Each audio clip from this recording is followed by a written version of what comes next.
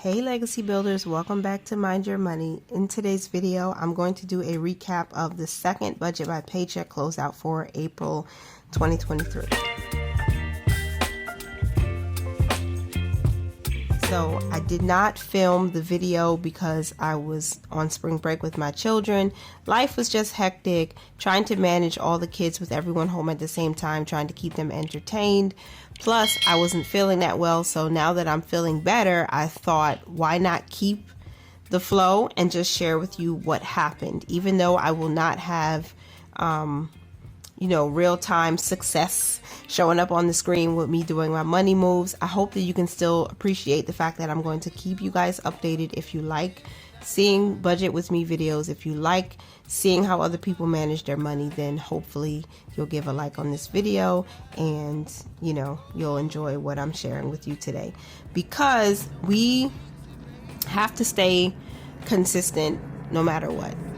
And as much as I would like to say, yes, we can do this in real time, I just could not film this in real time. So jumping right in, my top priority was to pay your bills because that's what I needed to do.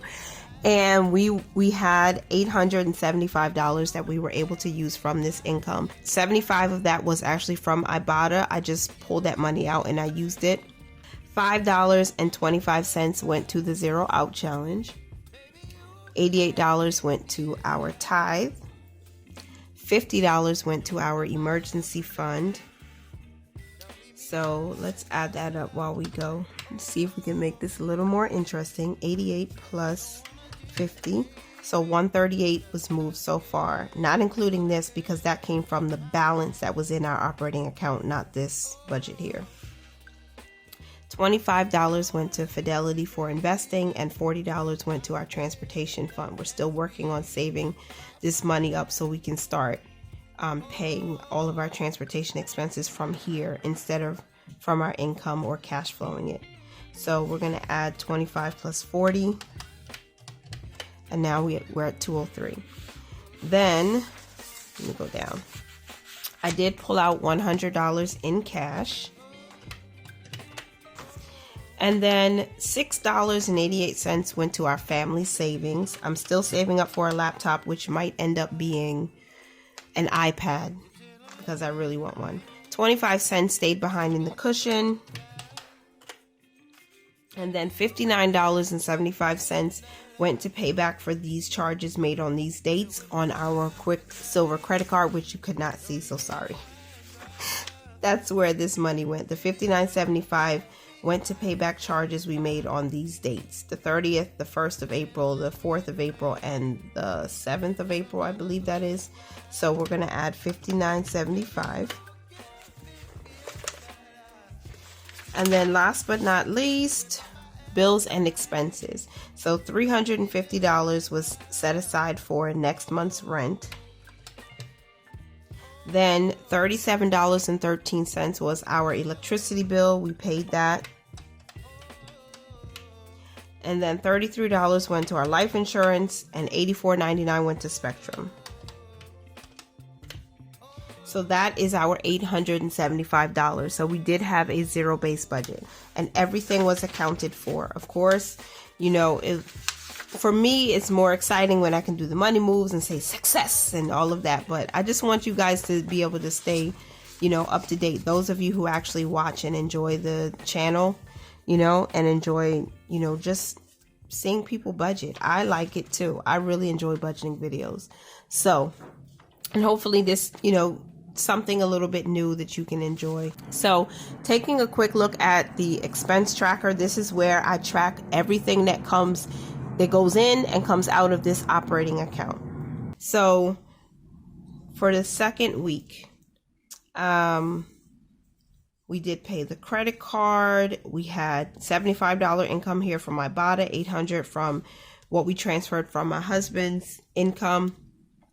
And then these are all the money moves. So at the end of the second week, we had a cushion of $780. Again, that does include the rent that we're saving up to pay in May, but still, that's where we ended with $780. So I still did all of my tracking as I usually would. I just didn't film it, but I wanted you guys to know what's going on. So when you see my next budget with me for the third paycheck. And when you see the closeout, you'll already kind of still be up to date with what's really happening with the money and with our income. I did mention before that April is pretty much a tight month. I've already pre-planned all of the budgets. I'm going to still go over it because I promised I'd be consistent and I would show up. I'm taking my rest when I need to, of course, but I'm still going to show up because it's helpful to me. And I know because, you know, we're building a community here where there's no judgment. We're all here building wealth, one budget at a time, taking as much, you know, the high incomes, the lower incomes, and we're budgeting it all, and we're staying focused because that's the only way we're going to get through the hard times to the better times, because we're staying consistent no matter what. So I still want to share it with you, even though I've already set up the budgets for each week, because again, April is a tight month, meaning we have very specific goals that we need to reach. And one of my goals is to stay 100% on budget. I cannot deviate from this budget, period. Even though our credit card spending is what it is, it doesn't mean that we're going to go into May with a balance on it. It just means that I can't pay back the credit card from this income because we're doing different things with it. We need to put money towards our transportation fund, and the goal for that, I believe, was $190 for the month of April.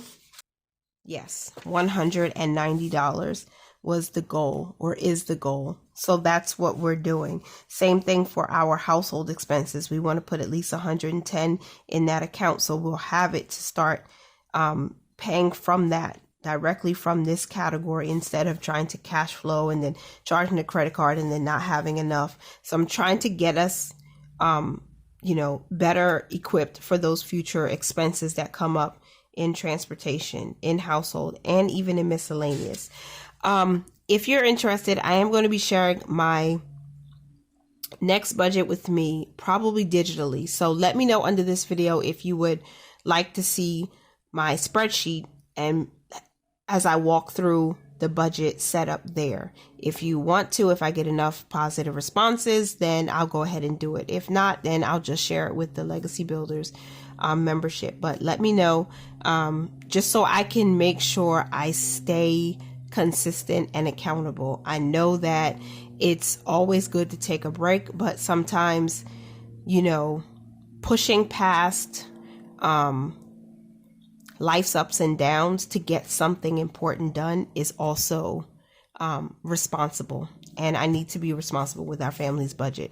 Again, even if we had a larger income that we could use right now, even if we had larger discretionary income, I still would share what we're doing, because I know it's a source of encouragement and inspiration, and that someone, and most of you out there who are watching the channel, are getting good tips and tricks and ideas for how you manage your money. And I want God to be glorified here, knowing that we are going to be good stewards over this, and we're trying our best to do that, because there's no way we want to jump back into debt. We don't want to be robbers of Peter just to pay Paul. If you understand that, let me know in the comments.